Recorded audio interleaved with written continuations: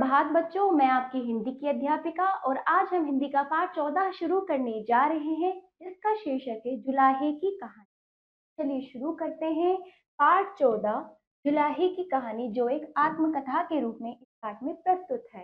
पाठ का परिचय देखिए। यह पाठ आत्मकथात्मक शैली में लिखा गया है। इसके द्वारा हमारे शरीर को ढकने के लिए कपड़ा प्रदान करने वाले जुलाहे के श्रम के बारे में बताया गया है कि वे किस प्रकार मेहनत व लगन से काम करते हुए हमारे लिए कपड़े तैयार करता है। तो चलिए पाठ को शुरू करते हैं। तो इस तरह से यहाँ पर आत्मकथा के रूप में लेखक कह रहा है जुलाहे के रूप में, मैं जुलाहा हूँ। कुछ लोग मुझे बुनकर अथवा तंतुवाय भी कहते। तंतुवाय का अर्थ होता है जुलाहा। जितना पुराना यह संसार है, मेरी कहानी भी उतनी पुरानी है। मेरी कहानी भी उतनी ही पुरानी है। कहा जाता है कि विधाता सूर्य की किरणों द्वारा दिन रूपी श्वेत वस्त्र बुनते रहते हैं और अंधकार द्वारा रात्रि का काला वस्त्र। विधाता हमारे सबसे पहले पूर्वज हैं। विधाता जो है हमारे सबसे पहले पूर्वज हैं। लो, मैं अपनी कहानी स्वयं सुनाता हूँ। जब संसार के लोग सभ्यता और संस्कृति के प्रांगण अर्थात आंगन में प्रवेश भी ना कर पाए थे और नग्न अवस्था में वनों और पर्वतों की खाक छानते फिरते थे और उन्हें खेती बाड़ी करना भी नहीं आता था, तब हमने ही सर्वप्रथम उन्हें वस्त्र प्रदान कर सभ्यता की दीक्षा दी। तो पहले समय जो मानव था कैसा था? मानव क्या था? सभ्य नहीं था। आदि मानव नग्न अवस्था में फिरते रहते थे, है ना, इधर से उधर। तब यहाँ पे बताया जा रहा है कि इनको कपड़े प्रदान व सभ्य मानव बनाने का जो योगदान है जुलाहों का है। इनको सबसे पहले कपड़े बुनकर दिए गए, प्रदान किए गए। हमने ही, आगे कहते हैं, हमने ही ऊन, जंगली कपास तथा तंतुओं वाली अन्य वस्तुओं से वस्त्र तैयार किए थे और उन्हीं से मानव समाज की नग्नता दूर की गई थी, यानी नंगापन। पहले समय में क्या था? सभ्य नहीं थे, ना ही समझ थी इतनी, कुछ नहीं पता था। तो इस तरह से पहले समय में क्या था? जीव जंतुओं के समान, जानवरों के समान मानव था। क्या नग्न अवस्था में, नंगी अवस्था में इधर उधर फिरता रहता। वो सभ्य नहीं था, पढ़ा लिखा नहीं था, समझ नहीं। तब सबसे पहले जुलाहों ने ही उनको कपड़े प्रदान किए, नग्नता को। वेद विश्व साहित्य में सर्वाधिक प्राचीन ग्रंथ माने जाते हैं। जो वेद है, वेद सबसे ज्यादा पुराने ग्रंथ माने जाते हैं पूरे विश्व साहित्य में। पूरी दुनिया में सबसे पुराने वेद जो है प्राचीन माने जाते हैं। मैं आपको बता दूं कि वेदों में हमारे हाथों से बुने गए वस्त्रों की भूरी भूरी प्रशंसा की गई। भूरी भूरी का अर्थ है हृदय से प्रशंसा की गई है। हमारे मतलब हमारे जो कार्य है, हमारा जो कार्य है कपड़े बुनने का, जुलाहे जो है उनकी बहुत अच्छे से वेदों में भी प्रशंसा की गई है। मनु महाराज ने तो हमारे बुने वस्त्रों की प्रशंसा करते हुए यहाँ तक कहा है, यदि आप गृहस्थी में सुख चाहते हैं तो गृहिणियों को सदा वस्त्र आदि देकर उनका सम्मान किया करें। तो इस तरह से कहा गया है। बंधुओं, भाइयों, बंधुओं का अर्थ होता है भाइयों। हम जुलाहों का उल्लेख तो रामायण, महाभारत आदि अनेक प्राचीन ग्रंथों में भी मिलता है। अतः हमारा इतिहास अत्यंत पुराना है। अब आपके मन में यह प्रश्न उठ रहा होगा कि हमने वस्त्र बुनना सीखा किससे? यह प्रश्न बड़ा पेचीदा है। तो इस तरह से इस प्रश्न का उत्तर देना पेचीदा यानी कठिन है। इस प्रश्न का उत्तर उदाहरणों द्वारा आपको समझाना। जैसे प्रकृति में बहुत से ऐसे प्राणी हैं जो निरंतर बुनने की क्रिया करते रहते हैं। आपने मकड़ी का जाला तो देखा ही होगा, वह जाल बुनती है। जाला बुनने का उसका प्रयोजन अपने शिकार जैसे मक्खी, मच्छर आदि को फंसाना होता है। जाला बुनने की वजह क्या थी? उसकी के वो अपने शिकार को उसमें फंसा सके। भले ही इसका उद्देश्य कुछ भी रहा हो, पर हमें बुनने की प्रेरणा उससे अवश्य मिली, यानी मकड़ी से। बुनने की कला में दक्ष यानी प्रवीण दूसरा प्राणी है। यानी बुनने के मामले में हमने प्रकृति, क्योंकि देखो प्रकृति ही हमें बहुत सारी चीजें सिखाती है। तो सबसे पहले क्या ये जो जुलाहे हैं बुनकर, इन्होंने जो है ना आसपास के चीजें प्रकृति से ही सीखा है। जैसे पहला देखिए, हमने किसकी बात करी? मकड़ी। मकड़ी क्या जाला बुनती है, तो इस तरह से जाले को देखा किस तरह से वो बुनती है, तो उनके मन में विचार आया, तो उन्होंने कपड़ा बुनना शुरू कर दिया। ठीक है, ऐसे ही बया पक्षी को देखा। बया पक्षी क्या होता है? आपने देखा होगा, बया पेड़ों पर, जो कि एक पक्षी है, पेड़ों पर बोतलों सी आकृति के घोंसले बुनती है। ऐसा प्रतीत होता है मानो उल्टी बोतलें लटकी हों। इनकी बुनाई देखकर हम इनकी बुनाई देखकर हम मुग्ध हुए बिना भला कैसे रह सकते हैं। मुझे पूर्ण विश्वास है कि बया पक्षी बुनने की कला में हमारा गुरु अवश्य रहा होगा। तो इस तरह से बया पक्षी से जब उन्होंने पहली बार देखा बया पक्षी किस तरह से अपना घोंसला, एक पक्षी क्योंकि मनुष्य के अंदर मस्तिष्क है पर जीव जंतुओं में इतना नहीं है, फिर भी वो इतना अच्छी अपनी कला दिखा रहे हैं। तो इनसे सीखा तो मंत्र मुग्ध हो गए, देख के हैरान हो गए कि किस तरह से ये बुन रहे हैं। तो इनसे भी सीखा देखकर, इनको मकड़ी को, बया पक्षी को देखकर इन्होंने कपड़े बुनना शुरू किया। हमारा कर्म, हमारा काम बड़ा ही पवित्र है। हम दूसरों के तन को ढककर उनकी लाज बचाते हैं, उन्हें सर्दी गर्मी की मार से बचाते हैं तथा उनके शरीर के सौंदर्य में भी चार चांद लगाते हैं, है ना। हम अच्छे सुंदर वस्त्र पहनते तो क्या सुंदर लगने लगते हैं ना। हम परिश्रम और ईमानदारी से अपनी आजीविका कमाते हैं, यानी अपनी रोजी रोटी कमाते हैं परिश्रम के साथ। इसी पवित्र कर्म में लीन रहते हुए हमारे अनेक पूर्वजों ने, पूर्वज यानी जो पहले इनके जन्मे हुए पूर्वज है, पूर्वजों ने ऊंची पदवी प्राप्त की है ना। इस तरह से उन्होंने इसी तरह से पवित्र कर्म करते रहे, अच्छे अच्छे काम किए तो ऊंची पदवी प्राप्त की, ऊंची प्रशंसा प्राप्त की। और इस तरह से उन जो इनके पूर्वज रहे हैं वो भी इसी उसमें आते थे, इसी वर्ग में आते थे, जुलाहे में। तो उनको आज भी लोग बहुत याद करें पूरे संसार, जिसमें कि महात्मा कबीर कर्म से जुलाहा ही तो थे। उन्होंने करघे पर काम करते करते ईश्वर भक्ति के अनेक दोहे और शब्दों यानी छंदों की रचना की। उनके दोहों की बानगी आप भी देखिए। तो इस तरह से जो महात्मा कबीर हैं, कवि महात्मा कबीर कौन थे, जुलाहे थे, ठीक है। वो जुलाहे थे, इसलिए कपड़ा बुनते बुनते उन्होंने कई सारे दोहे लिख दिए, कई सारी कविताएं लिख दी। तो जैसे कि देखिए एक उदाहरण यहाँ पर देखिए, गुरु गोविंद दो खड़े काके लागू पाए, बलिहारु गुरु आपने गोविंद दियो बताए। तो इस तरह से इसका अर्थ देखिए, गुरु और गोविंद यानी श्री कृष्ण यानी भगवान दोनों साथ खड़े हैं। मैं किसके पैर छू, मतलब किसके चरणों को स्पर्श करूं। तो यहाँ पर बता रहे हैं मैं बलिहारी, मतलब मैं अपने गुरु पर वारी जावा, मतलब मैं बार बार उनके सबसे पहले मैं अपने गुरु के पैर छूंगा, क्योंकि उन्होंने ही तो ईश्वर के अस्तित्व के बारे में बताया, गोविंद की पहचान की है, कराई कि ईश्वर क्या है कैसे है, ये हमें गुरु ही तो बताते हैं। तो इस तरह से सुख में सुमिरन ना करे दुख में किया याद, यह कबीरता दास की कौन सुने फरियाद। सुख में यानी सुख में हम ईश्वर को सुख में तो याद करते नहीं, दुख में याद करते हैं। और कबीरदास जी कहते हैं यदि सुख में तुम याद नहीं करोगे, दुख में याद करते हो, फिर कैसे तुम्हारी फरियाद सुनी जाएगी ईश्वर द्वारा, ठीक है। ऐसे ही शब्द देखिए, छंद, काहे रे नलिनी तू कुंभलानी, तेरी ही नाल सरोवर पानी, जल में उत्पत्ति जल में बास, जल में नलिनी तोर निवास। तो काहे नलिनी, नलिनी यानी यहाँ पर नलिनी कमल रूपी आत्मा, आत्मा को कहा है कि तू क्यों इतनी बेचैन है, तेरी तो जड़ें किसमें है, सरोवर पानी, सरोवर का यानी परमात्मा में तेरी जड़ें क्या है, डूबी हुई है। तो फिर भी इतनी बेचैन क्यों है, तू इसी में ही उत्पन्न हुई है, इसी में ही रहेगी और इसी में ही निवास करेगी, फिर भी तू इतनी दुखी क्यों है। तो इस तरह से कबीरदास जी जो कि जुलाहे थे, इन्होंने अपने कपड़े बुनते बुनते कई सारे दोहे लिख दिए। हमारे पूर्वज कबीर का व्यक्तित्व कितना ऊंचा था, वे कितने निर्भीक थे, कितने सच्चे ईश्वर भक्त थे। वे तो कपड़ा बुनने के साथ साथ आध्यात्मिक उन्नति में भी लगे रहे, यानी ईश्वर की उपासना, ईश्वर भक्ति, ईश्वर के प्रति प्रेम और अच्छे संस्कार लोगों को वो देते थे, अच्छी बातें बताते थे और आध्यात्मिक उन्नति पे भी वो बल देते थे। हम सूती, ऊनी और रेशमी वस्त्र बुनकर ना जाने कितनी सदियों से आप लोगों पर उपकार कर रहे हैं। भारत में अंग्रेजों के आगमन से पूर्व पहले हमारा व्यवसाय पूर्ण यौवन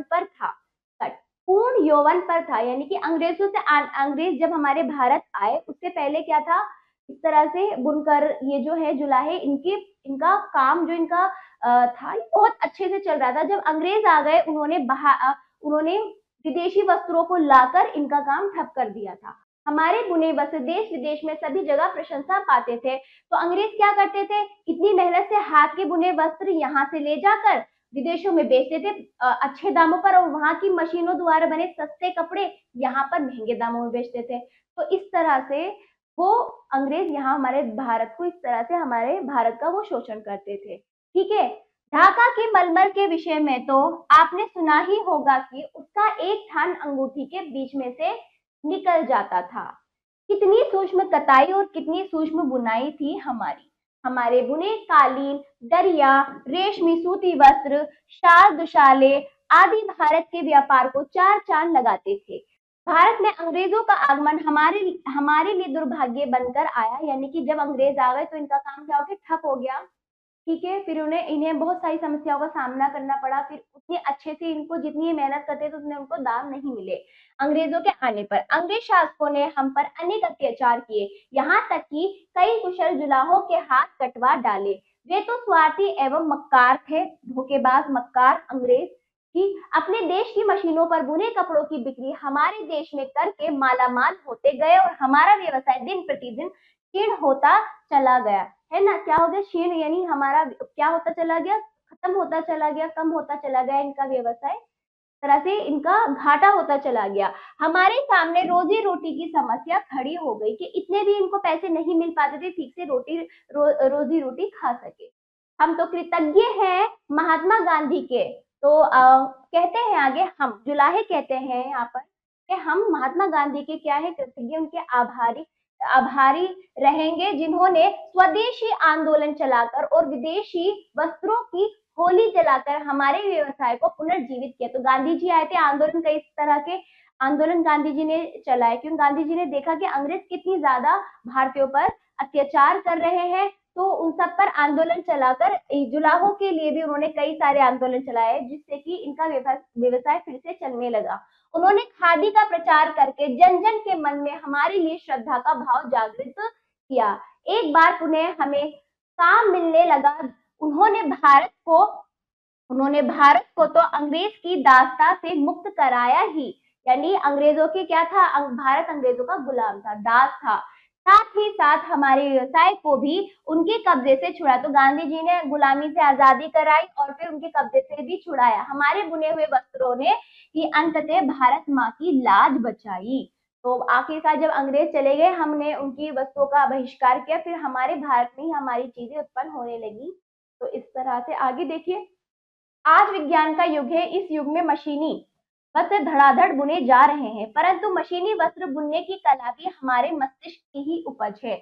हमने, क्योंकि मशीन किसने बनाई, मनुष्य ने बनाई। किस तरह से, ये सब मनुष्य के ही कारनामे हैं। हमारे औजार ही तो हैं जो मशीनों के पुर्जे बनकर बिजली की शक्ति द्वारा तेजी से चलने लगे हैं। यद्यपि इससे हमारे व्यवसाय को कुछ हानि तो अवश्य पहुंची है, फिर भी खादी का बहुत मान सम्मान है। आज भी खादी कपड़े का बहुत मान सम्मान है। आज के युग में तो खादी नई पीढ़ी का फैशन बन गई है। खादी नित्य नए रूप रंग में आपके सामने आ रही है। उदाहरण के लिए बनारस से बुनी रेशम की साड़ियां, कश्मीरी शॉल, दुशाले, लखनऊ के चिकन के वस्त्र, अंबाला में बुनी दरिया, मिर्जापुर के कालीन तथा हथकरघों पर बुने वस्त्र, हाथ द्वारा हाथों से बुने वस्त्र, ठीक है, बहुत लोकप्रिय है। आज के समय में भी अलग अलग स्थान पर अलग अलग कपड़े, अलग अलग प्रकार के वस्त्र मशहूर है। लखनऊ के कपड़े, कश्मीर की शाल, दुशाले, ये क्या है, इनकी बहुत ज्यादा कीमत है, और ये हर कोई इंसान उस स्थान के वस्त्र पहनना पसंद करता है आज के युग में। समय निकालकर आप कभी हमारे करघे को देखने आइए, हमें करघों पर काम करते देखिए, तभी आप हमें सही रूप में पहचान पाएंगे। करघे जिस पर वस्त्र बनाए जाते हैं हथकरघों द्वारा, ठीक है। तो इस तरह से ये देखिए, सीधा सादा चरखा मेरा, सीधा सादा जीवन, मेरे बुने हुए कपड़ों से ढके आपका तन। तो यहाँ पर जुलाहे कहते हैं कि सीधा सादा चरखा, वही करघा जिस पर वस्त्र बुने जाते, सीधा सादा मेरा जीवन, मेरे बुने कपड़ों से ढके आपका तन। तो इस तरह से इस पाठ में जुलाहों की विशेषता व उनके कार्य, उनकी मेहनत, उनके परिश्रम, उनके गुणों के बारे में इस पाठ में बहुत अच्छे से बताया गया है। जो ये है हमने अच्छे से पढ़ लिया, पाठ समाप्त हुआ। चलिए बच्चों, शब्द पिटारा देख लीजिए।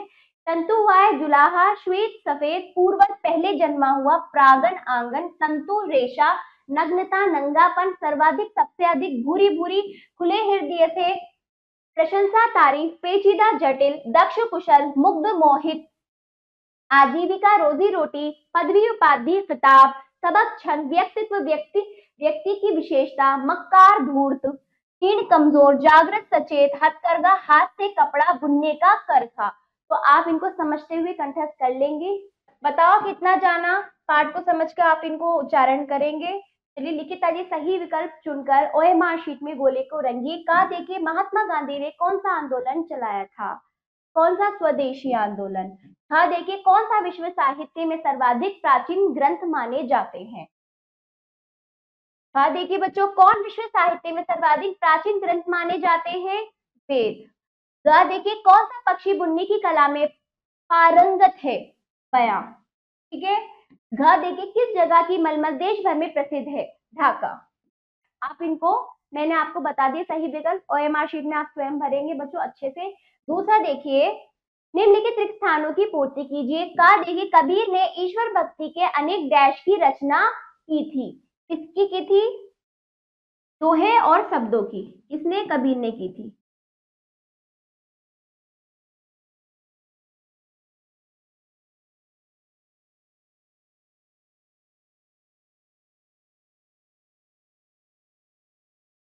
हाँ देखिए अंग्रेजों के आगमन से पूर्व वस्त्र व्यवसाय डैश था। क्या था? क्या था? यौवन था। हाँ देखिए कट खा देखिए अंग्रेजों के आगमन से पूर्व वस्त्र व्यवसाय पूर्ण यौवन पर था। पूर्ण यौवन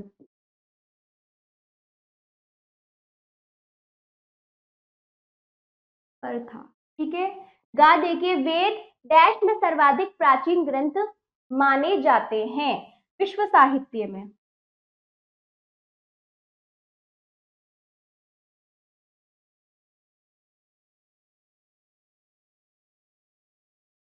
घा देखिए जुलाहे अपना पूर्व डैश को मानते हैं? महात्मा कबीर को।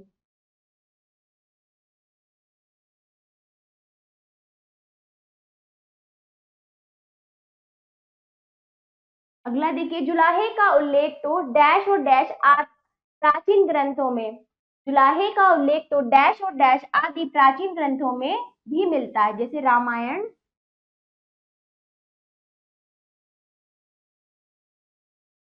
महाभारत।